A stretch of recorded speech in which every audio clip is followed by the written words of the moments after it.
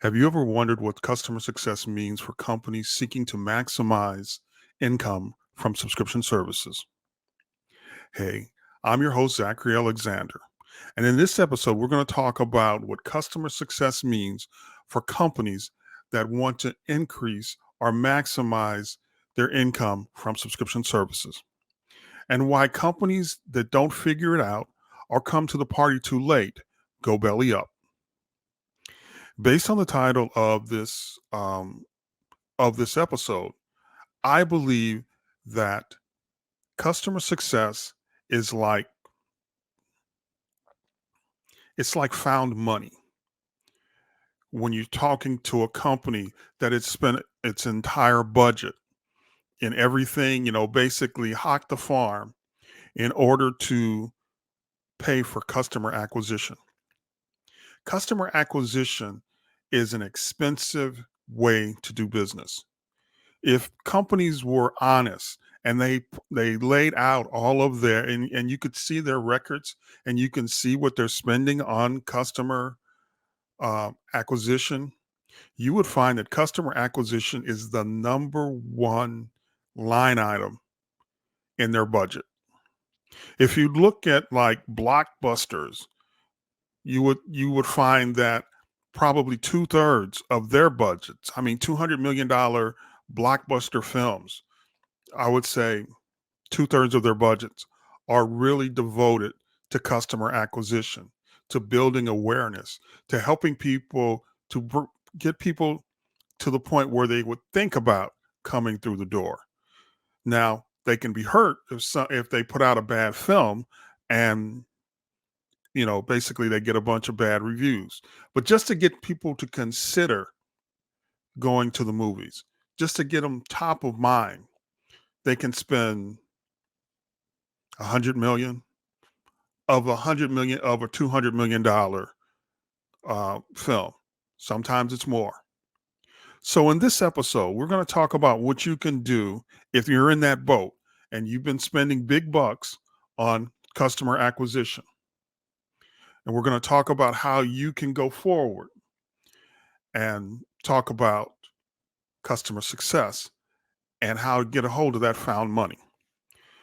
So, from a legal standpoint, I mean, if you were to Google customer success, found money, you would find something like this. Found money is a term that is akin to unclaimed property. It's not the kind of things that we normally think of. I mean, what we normally think of is like these guys. Basically, you've got a coat that you haven't worn for a long time. You stick your hand in your pocket, and all of a sudden there's money there. And you're like, oh my God, I got new money. I found some cash. Are you doing laundry and you go through the laundry and all of a sudden there's money there. I mean, that's what we think of as found money. But legally, found money is more akin to unclaimed property. And unclaimed property is money or something of value that you shouldn't own, that doesn't belong to you.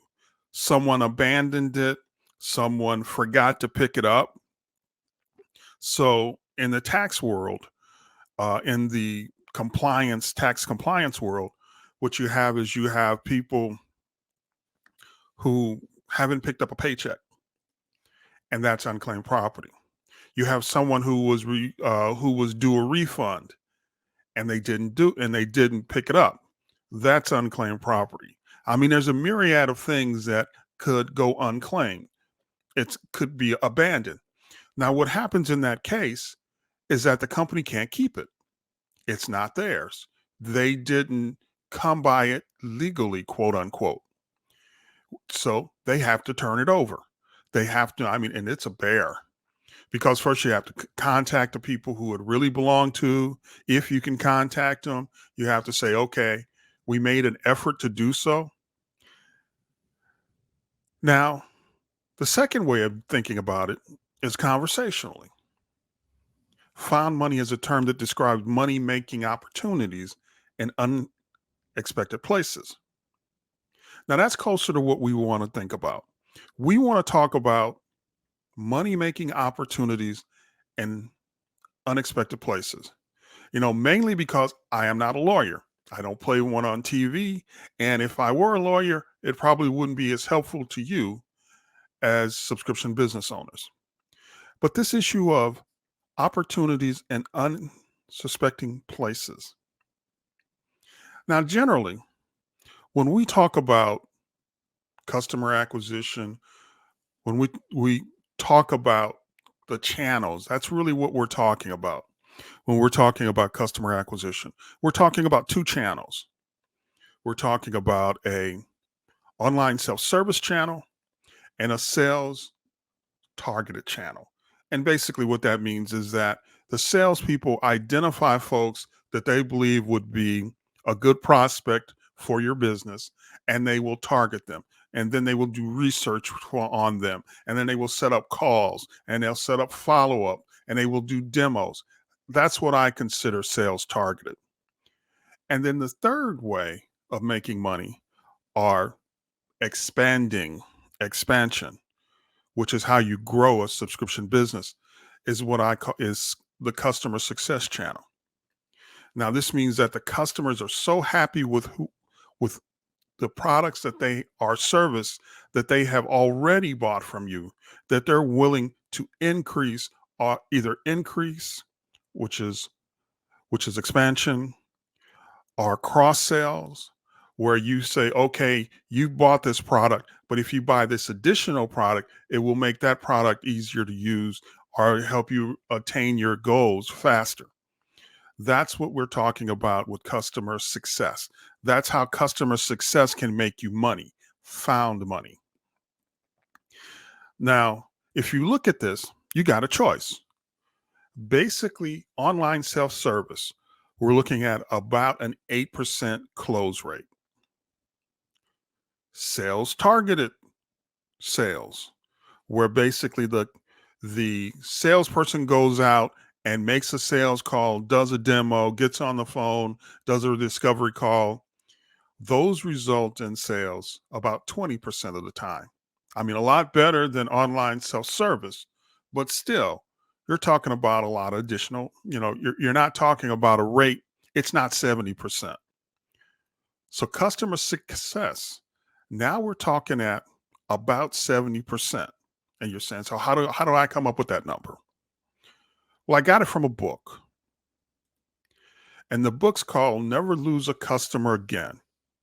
And it's about how you go about increasing your retention rate, how you keep people in the fold,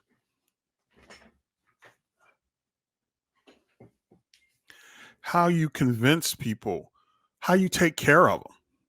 I mean, that's what customer success is all about. Now, there's some issues with keeping all of your customers, so because some of them can be more expensive. But I think that's a video for another day. If you drop a line in the comments and you say you want to see that video, we can discuss that. We can talk about why you may want to fire a customer, why you may want to part ways.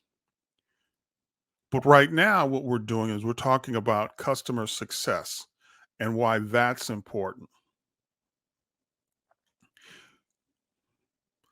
Now, I'll also leave a link at the bottom of the in the description so that you can pick that up.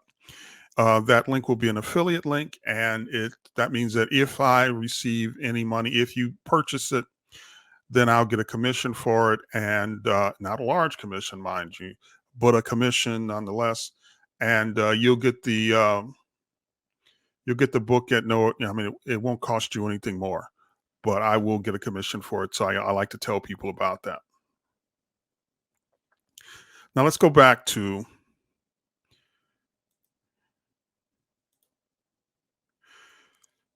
close rates. Now it's possible that you can increase your self-service close rates. But how do you do that? What you have to do is you have to invest more. You have to put more effort in, substantially more effort to increase your online self-service rate. You have to market more. That means more marketing campaigns. That means more dollars spent on copywriting. That means more dollars spent on ads. Um, there are a number of things. Mind you, I don't really see that as the self service piece. I don't see this as webinars or that kind of thing. We're not talking about event driven things. We're talking about ads where basically you put it out there and it's passive. It's going to sit out there and it's going to do its thing, and it's either going to produce results for you or it's not. And if it isn't, then you're going to change the messaging and you're going to try something new. The second channel is sales targeted. With this, you're going to hire more salespeople, and salespeople are expensive. You know, Personnel is generally expensive.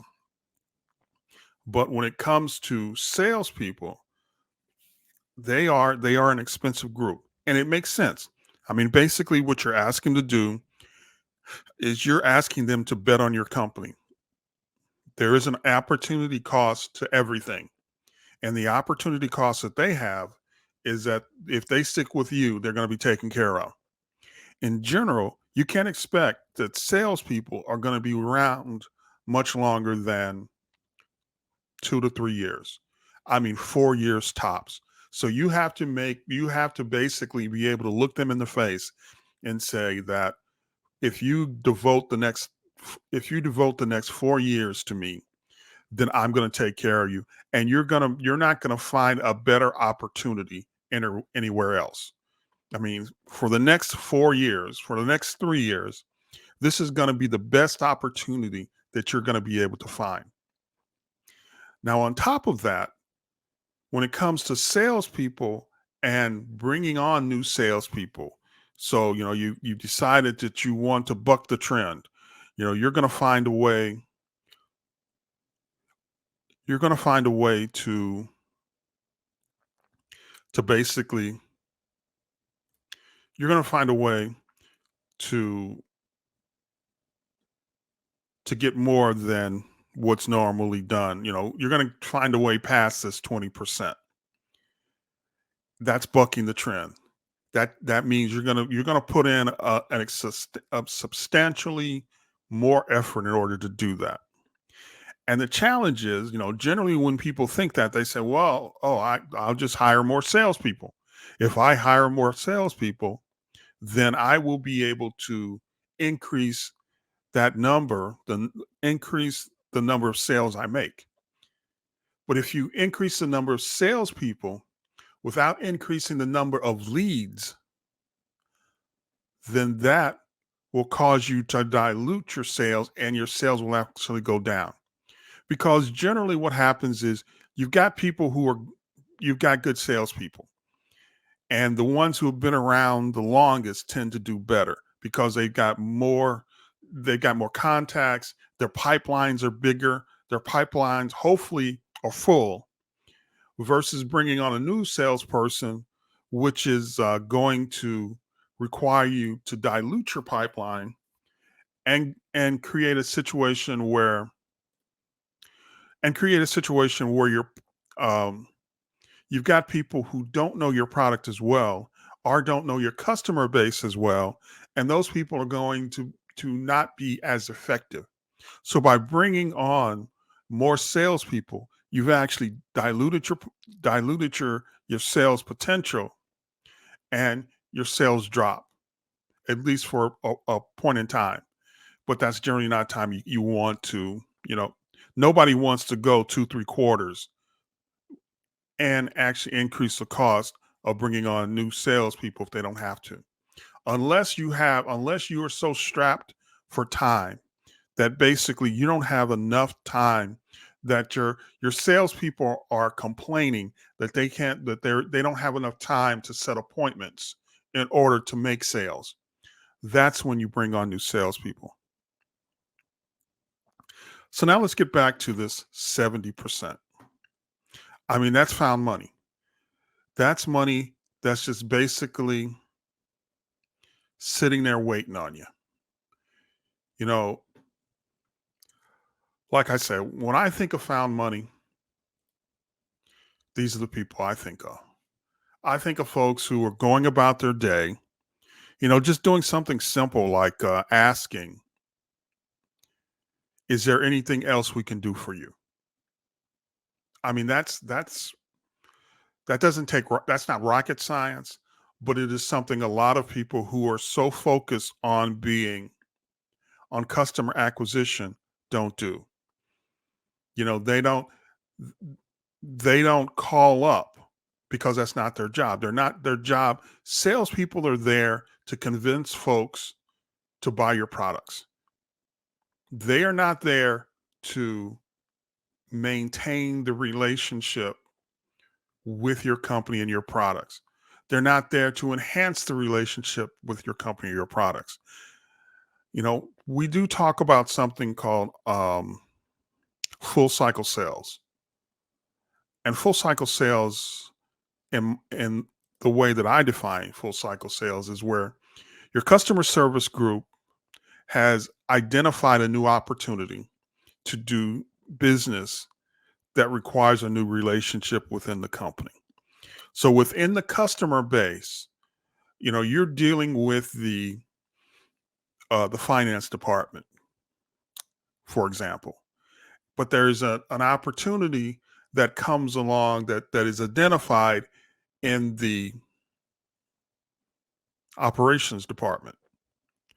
Now, you don't send your customer service reps, your customer success people in to make that sale, because the people they're going to be selling against are the top people from other organizations that just want to get a foot in the door. So at that point, then you pass it back over to the customer acquisition team, the sales targeted people, and you hope for an assist. I mean, that's kind of how you have to incentivize it. You've got to incentivize it in such a way that the people who are helping, that it feels right for customer success. You got to make it worth their while to pass it over. That you want to make it worth their while so that they're not going to say, well, maybe if I just work a little harder, if I attempt this, it's going to be great. Instead of saying, that's a great opportunity, let me pass it over to somebody else who works with that group. Let me pass it over to the people who work with the operations people in other organizations, and they do that on a daily basis. Let me pass it over to them, and they'll be able to help you more. I mean, that's how that works. Now, whenever I think of found money, all I can say is that I think of either opportunity or potential. And with that, I'd like to thank you for listening to this episode of the Subscription Maker Podcast.